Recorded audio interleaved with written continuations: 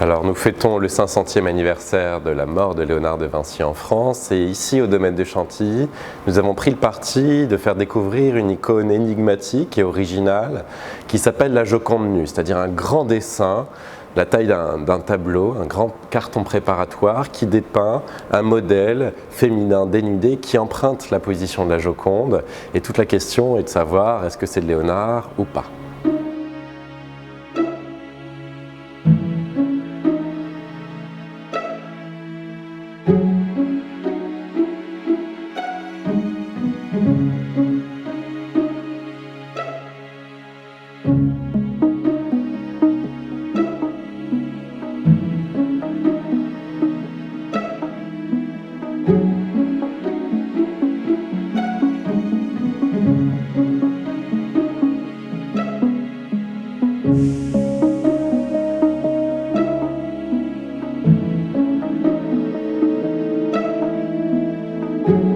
Alors, la première fois que j'ai vu ce carton dans les réserves d'art graphique du musée Condé, c'est vrai que j'étais un peu finalement décontenancé.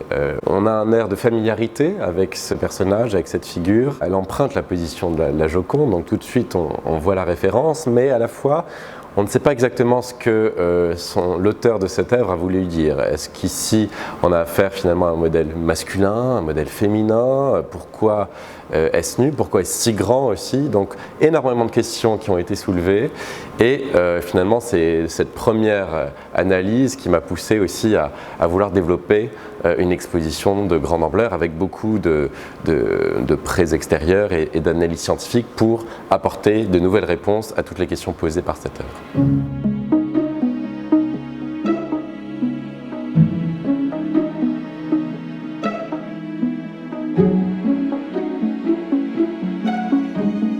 Avant cette exposition, on connaissait très peu de choses sur la provenance de cette œuvre. On savait qu'un certain monsieur Thibaut avait proposé au duc d'Aumale en 1862, via le sculpteur Henri Trichetti, l'acquisition de ce grand carton qui était dit venir de Rome. Et en fait, avec plusieurs spécialistes, nous avons essayé de remonter le temps et essayer de voir d'où pouvait venir ce carton. Et vraisemblablement, ce monsieur Thibaut serait William Thibaut, qui était un proche du cardinal Fesch, l'oncle de Napoléon, un immense collectionneur, notamment d'art italien au début du 19e siècle. Et ce William Thibaut avait pu récupérer une partie de la collection Fesch pour la vendre en quelque sorte. Et ensuite, on a essayé de remonter. Et là, il y avait anciennement, au dos de la Joconde nue, une inscription de notaire italien avec la date de 1696 qui peut nous indiquer ici, là aussi, une provenance italienne. Et en recherchant dans les archives de la péninsule, j'ai pu retrouver finalement un collectionneur à Bologne, justement décédé en 1696, dont la collection a été dispersée à ce moment-là. Ce collectionneur, Silvestro Bonfiglioli, était un collectionneur de dessins et de cartons de Léonard de Vinci. Donc là aussi, on a une provenance vraisemblable qui est tout à fait intéressante parce qu'on est vraiment dans l'Italie.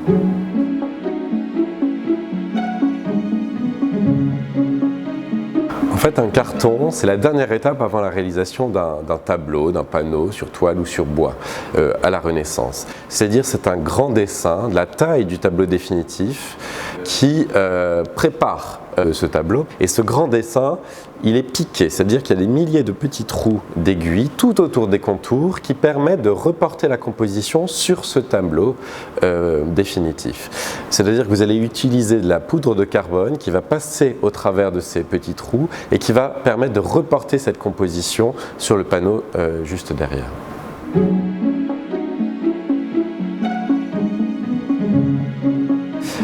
Il est vrai que ce carton n'avait jamais subi des analyses scientifiques. Et donc il était très disputé entre les historiens de l'art depuis son acquisition finalement. Certains pensant qu'il est l'œuvre de Léonard de Vinci, d'autres pensant que c'est plutôt l'œuvre d'un élève, d'un suiveur de l'école, voire même une copie beaucoup plus tardive. Et donc, pour dépasser et apporter des éléments nouveaux à ces disputes d'historiens d'art, nous avons pris le parti d'apporter ce carton au Centre de recherche et de restauration des musées de France, dans les sous-sols du Palais du Louvre, pour vraiment essayer de collecter un maximum de données objectives et scientifiques. Et finalement, les résultats ont dépassé nos espérances. On a pu, premièrement, dater le papier grâce à ce qu'on appelle les filigranes, c'est-à-dire des marques de fabrique intégrées au papier, qui sont répertoriées, et celles de la Joconde nue, ce sont des encres de marine inscrites dans un cercle, sont répertoriées principalement en Italie, à l'époque de Léonard de Vinci, entre Rome, Florence et Venise notamment. Donc on a ici affaire à un carton qui est contemporain des Léonard et qui n'est donc pas une copie du XVIIe ou XVIIIe siècle. Ce qu'on a pu ensuite, c'est essayer de trouver la technique, les composantes de ce carton. Il est fait au carboncino, c'est-à-dire au charbon de bois avec des rehaut de blanc de plomb. C'est un matériau habituel pour les cartons de la Renaissance. Ce carton est l'œuvre d'un artiste de talent, d'un artiste qui n'est pas un élève qui copierait servilement une autre œuvre. Comment le sait-on? On le voit à ce qu'on appelle au repentir. Les repentirs sont des modifications en cours de composition, des changements de partie en quelque sorte. On voit notamment l'index de la main de la Joconde nue qui était plus court, qui était rallongé. On a des repentirs sur le bras, sur l'épaule, un peu partout. Et donc ici, on est face à une œuvre de création, un créateur qui évolue au cours du temps et qui ne copie pas servilement quelque chose qui est préexistant. Ce créateur, il a une technique léonardesque. C'est-à-dire que vous avez ce qu'on appelle une sorte de sfumato, l'estompe, le passage d'ombre à la lumière qu'on voit bien sur les mains et notamment aussi sur la joue ou alors autour du très léger sourire qui fait évidemment penser à la Joconde. Donc ce créateur a une technique léonardesque assez habile et magistrale. Ce créateur, c'est aussi un gaucher. Et ça, c'est une grande nouveauté. On a pu détecter et observer des hachures de gaucher sur le bras, sur l'épaule, un peu partout. Et on sait que Léonard de Vinci était gaucher. Alors, c'est vrai que tous ces éléments, le fait qu'on est face à une œuvre de création, une œuvre d'un gaucher, un prototype, qui n'est pas une œuvre d'un élève servile, mais plutôt une œuvre d'un créateur, qui est une œuvre contemporaine de Léonard, tous ces indices, ajoutés au fait que ce carton a été utilisé au moins pour 2 tableaux qui sont ici à Chantilly pour la première fois, réalisés au sein de l'atelier de Léonard par des élèves, tous ces éléments permettent de dire que nous sommes face à une œuvre de l'atelier de Léonard et vraisemblablement de Léonard lui-même. Alors ce qu'il faut savoir aussi, que c'est un carton préparatoire, c'est très fragile, c'est utilisé et il a subi un certain nombre de dommages tout au long de son histoire, de restauration aussi. Et donc c'est ça aussi qui trouble au premier regard. C'est-à-dire que vous avez tout ce badigeon à l'arrière-plan qui n'est pas contemporain. Et il a été apposé pour masquer, pour cacher des taches d'humidité, mais en fait il est devenu totalement hétérogène et donc il gêne la lecture de ce carton. Et puis les traits ont été parfois retouchés, c'est le cas des traits des boucles, de certaines boucles des cheveux de la Joconde nue, et puis aussi surtout des pupilles qui ont été repassées, retouchées, mais légèrement décalées.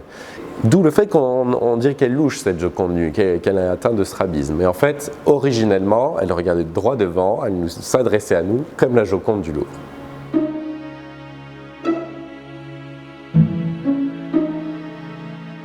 Alors là, c'est vrai qu'on est allé au bout des analyses avec le Centre de recherche et de restauration des musées de France. La seule chose que nous n'avons pas pu voir, c'est ce qu'il y avait derrière le badigeon de l'arrière-plan. Parce qu'on n'a pas réussi à traverser malgré tous les moyens qui ont été déployés. Peut-être qu'il n'y avait rien, et c'est même très vraisemblable. Au-delà de ça, finalement, il y a l'histoire de l'art qui va reprendre son cours avec ces nouveaux éléments. Et c'est vrai que je pense que la question va continuer à rester vivace, c'est-à-dire que maintenant on est sûr qu'on est face à une œuvre qui a été produite dans l'atelier de Léonard de Vinci, sous la direction d'un grand maître gaucher, on en a parlé. Et est-ce que c'est Léonard de Vinci ou pas? C'est très vraisemblable, il y a de très grandes chances, mais c'est quasiment improuvable à 100%. Pourquoi? Parce que l'œuvre est trop abîmée. L'œuvre est aussi réalisée au charbon de bois, qui est un matériau très pulvérulent. Donc il faut imaginer que tous les traits superficiels ont été abrasés, ont été effacés. Et donc on a perdu finalement la vision qu'a pu avoir le XVIe siècle face à ce carton. L'histoire de l'art va reprendre son cours, mais je pense que la question ne sera jamais finalement achevée et la Joconde nue va pouvoir continuer de sourire pendant des décennies, voire des siècles.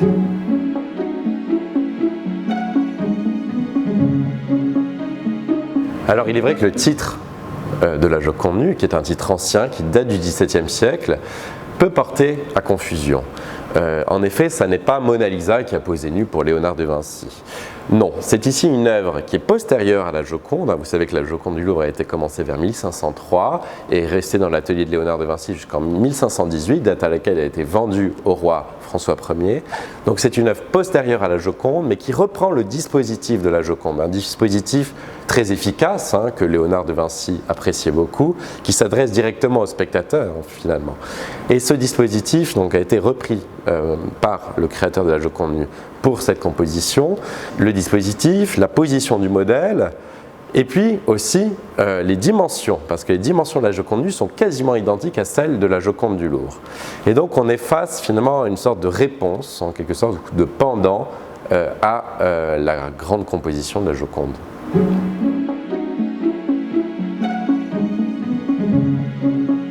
Avec cette œuvre, Léonard de Vinci n'a pas voulu portraiturer quelqu'un. Ici, c'est un modèle très androgyne entre le masculin et le féminin, qui est un modèle imaginaire, d'ailleurs très léonardesque. Quand vous voyez le visage de cette Joconde nue, elle vous fait penser au Saint Jean-Baptiste du Louvre, à la Sainte Anne du Louvre, donc vraiment le type physique prôné par Léonard de Vinci. Et en fait, ici, Léonard de Vinci a voulu plutôt représenter une sorte de Vénus, d'allégorie de la beauté et de la séduction.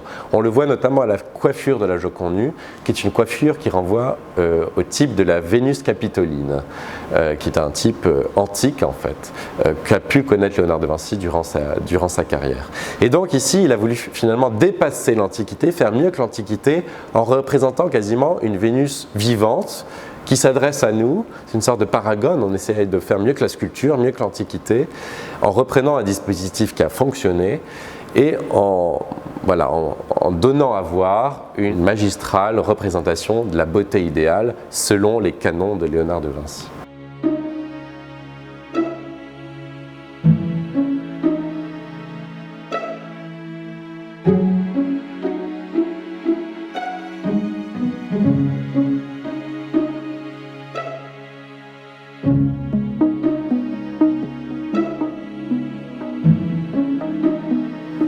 Alors, grâce aux analyses que nous avons menées à l'occasion de cette exposition, nous avons pu retrouver au moins 2 tableaux qui ont été réalisés à partir du carton de Chantilly. C'est déjà le cas de celui qui est au Museo Ideale Leonardo da Vinci, qui est un dépôt d'une collection privée dans ce musée.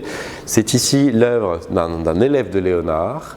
Et les analyses qui ont été menées pour cette exposition ont montré que ce tableau était réalisé à partir du carton de Chantilly. Donc vous avez ici un prototype finalement qui a été livré à des élèves et qui a été utilisé pour cette Joconde nue qui évidemment, vous le voyez, s'inspire fortement de la Joconde, notamment tout cet arrière-plan, une sorte de nature universelle qu'avait inventé Léonard de Vinci. Et de l'autre côté, vous avez un autre prêt exceptionnel, celui du musée de l'Ermitage à Saint-Pétersbourg. C'est la Joconde nue la plus célèbre, connue notamment par la gravure depuis le XVIIIe siècle. Cette Joconde nue qui a été aussi récemment restaurée a aussi vraisemblablement été réalisée, peinte à partir du carton de Chantilly. Et vous avez ici une main différente de l'autre tableau, donc sans doute un autre élève, là aussi qui se base sur le prototype du carton de Chantilly, avec une matière très, très douce, avec une chevelure beaucoup plus développée, là aussi donc vous avez quelques légères différences, et un paysage avec cette gradation atmosphérique telle que l'avait prôné Léonard auprès de ses élèves.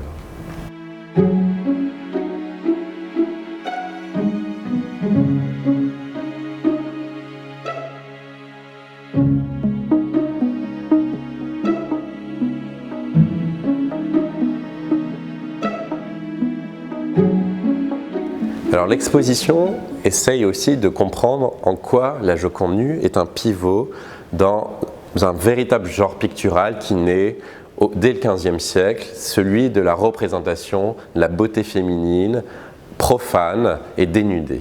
Et toutes ces recherches en fait ne naissent pas avec Léonard de Vinci.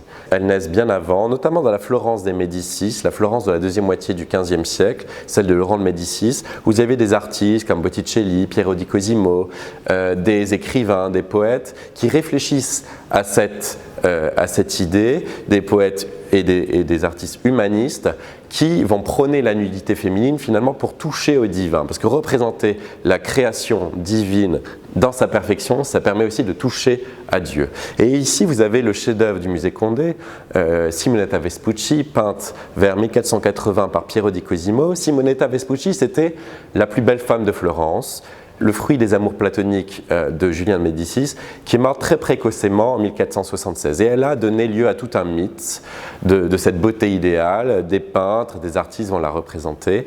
Et ici, Piero di Cosimo la représente après sa mort, comme une déesse, de profil, avec cette coiffure très élaborée qui fait évidemment écho à celle de Vénus. Elle regarde du côté d'un paysage désolé avec cet arbre mort, un peu qui traduit sa destinée. Derrière elle, au contraire, le paysage est beaucoup plus vivant. Et elle montre sa superbe nudité qui est rehaussée par ce châle multicolore et puis par ce serpent qui fait couler aussi beaucoup d'encre. Vasari y a vu le serpent de Cléopâtre. On peut plutôt y voir le cycle de la vie, c'est un serpent qui se mord la queue, qui s'enroule sur lui-même, ou alors la mort par laquelle il faut passer pour atteindre l'immortalité et la beauté. Et donc, on a tout un genre pictural qui se met en marche finalement ici, et qu'a connu Léonard de Vinci, qui était un jeune artiste, un jeune peintre à Florence, dans ces années 1470-1480.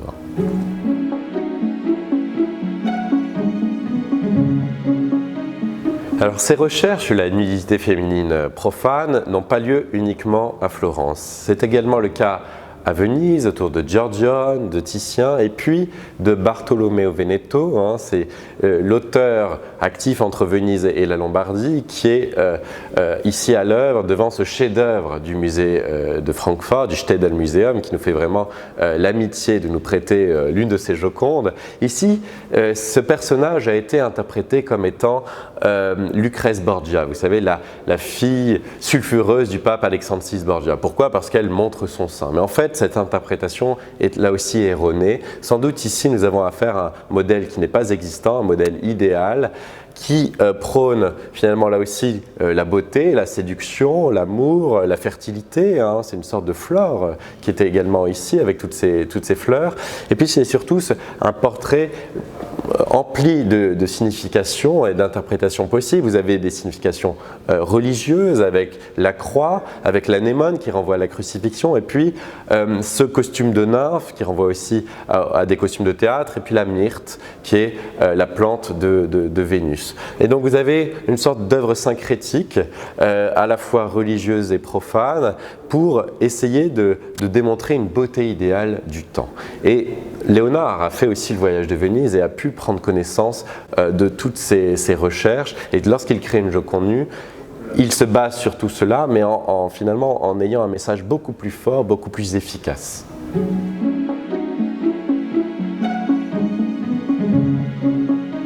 Alors l'intérêt de cette exposition, c'est aussi de montrer tout l'héritage, toute la fortune de cette Joconde nue qui est beaucoup plus importante qu'on ne peut l'imaginer a priori. Il y avait une Joconde nue peinte, connue en France, vraisemblablement dans les collections royales, et dès les années 1530, vous allez avoir des artistes qui vont s'en inspirer et qui vont réinterpréter cette Joconde nue. Et puis ici, dans les années 1570, notamment en 1571, vous avez un grand peintre, portraitiste du roi et de la reine Catherine de Médicis, qui s'appelle François Clouet, qui va s'inspirer de la Joconde nue, notamment ce buste frontal, dénudé, pour créer un autre type finalement pictural, qui est celui de la Dame au bain. Et vous avez ici affaire à un chef-d'œuvre, celui de la National Gallery de Washington, un tableau qui n'a jamais été vu en France ni en Europe depuis 1904. Donc c'est un véritable événement de pouvoir montrer ce François Clouet ici. Et vous avez cette beauté, qui était aussi une beauté idéale, dont le buste est vraiment tiré de la Joconde nue, dans les proportions, les dimensions, et qui s'insère ici, qui est intégré dans une formidable scène de genre. C'est le bain qui accompagne l'accouchement, donc une sorte de rituel de la Renaissance, avec une dame, un modèle qu'on a voulu identifié à tout prix. On y a vu Diane de Poitiers, on y a vu la reine Marie Stuart, on y a vu Gabriel d'Estrées. En fait, tout cela est tiré par les cheveux. Ici, c'est un modèle idéal, non identifiable, une beauté idéale du temps qui s'insère dans une scène courtoise, finalement, de bain, et d'où le type de la Dame au bain. Et ce tableau est essentiel parce qu'il va donner lieu à tout un héritage, lui aussi. Donc vous êtes face finalement à la fille de la Joconde nue et la mère de tout un genre pictural, des dames au bain, des dames à la toilette, etc. Donc tous les tableaux que nous allons voir ensuite.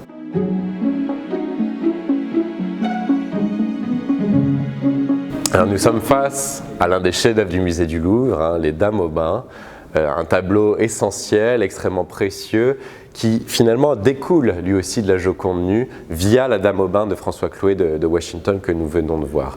Ce tableau représente deux dames qui partagent la même baignoire avec ce fameux geste de pincer le téton qui évoque la maternité, tandis que l'anneau tenu par la dame de droite évoque évidemment le mariage. Alors on a dit que c'était Gabrielle d'Estrées et sa sœur, la duchesse de Villars.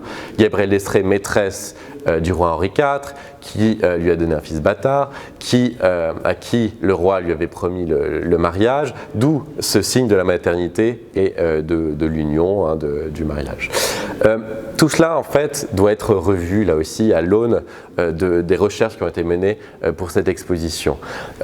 Si on a identifié ce tableau à Gabriel d'Estrées et sa sœur, c'est parce qu'au XIXe siècle, ce tableau était dans la même collection qu'un autre tableau de Dames au bain qui est juste à côté dans l'exposition, qui vient du château de Fontainebleau, où vous avez deux Dames au bain avec des identifications inscrites sur ce tableau, celle de Gabriel d'Estrées et sa sœur.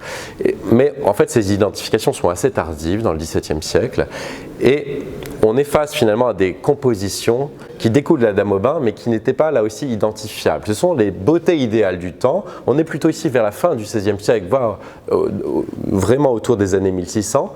Et vous avez des beautés idéales du temps d'Henri IV, mais qui ne sont pas Gabriel d'Estrées, sa sœur, ou tel modèle.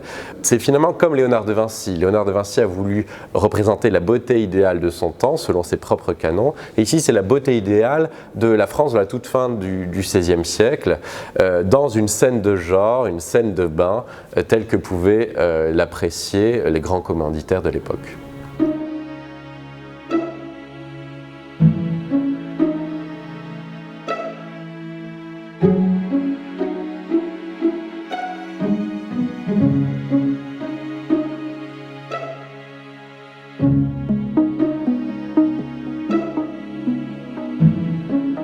Alors nous sommes face à un chef-d'œuvre, là aussi celui du musée d'art et d'histoire de Genève, qui là aussi est une lointaine descendante de la Joconde nue.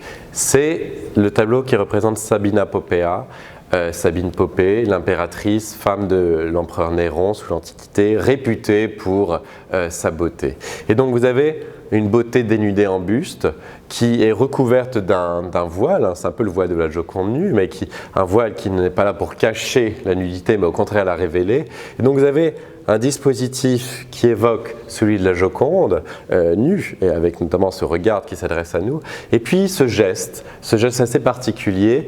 Elle pourrait sembler, cette Sabina Popea, vouloir cacher sa poitrine. En fait, elle la révèle là aussi. Et ce geste est tiré d'un autre tableau italien connu, parce qu'il était dans les collections royales depuis François Ier, c'est la Madeleine du Titien, qui est présente ici aussi dans l'exposition. Et donc vous avez ici un artiste, un atelier, sans doute parisien, c'est des tableaux ici qu'on a dit provenir de la deuxième école de Fontainebleau. En fait, ce sont vraisemblablement des ateliers parisiens qui sont ici à l'œuvre. Et cet artiste s'est inspiré à la fois de la Joconde nue et à la fois de la Madeleine du Titien. Donc deux beautés italiennes, idéales finalement, pour représenter et pour créer la beauté idéale de la Renaissance française.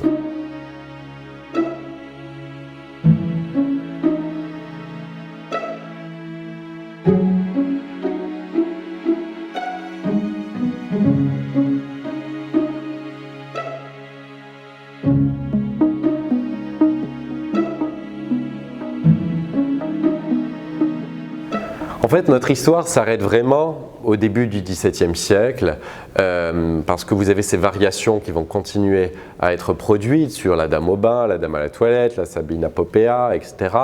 Mais ensuite, on va changer d'époque, on va changer de conception et représenter finalement gratuitement un modèle qui n'est même pas existant, un modèle dénudé, qui s'adresse à vous aussi directement. On va juger ça peut-être trop vulgaire, trop scandaleux, et donc on va avoir soit des dames qui vont être habillées en quelque sorte, et soit on va arrêter tout simplement cette histoire. Et donc on a finalement un long siècle de cette nudité idéale profane qui va naître dans cette Italie du Quattrocento et qui va venir mourir dans la France du début du XVIIe siècle.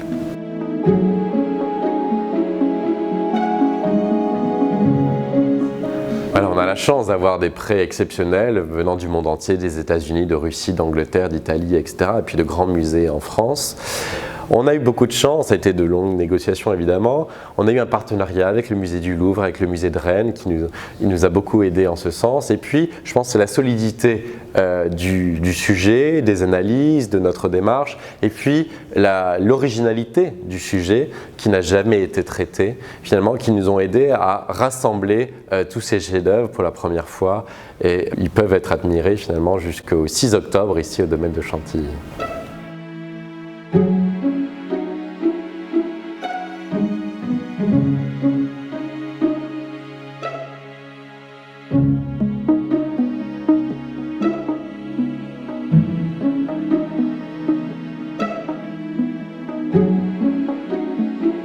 Merci à vous et à bientôt.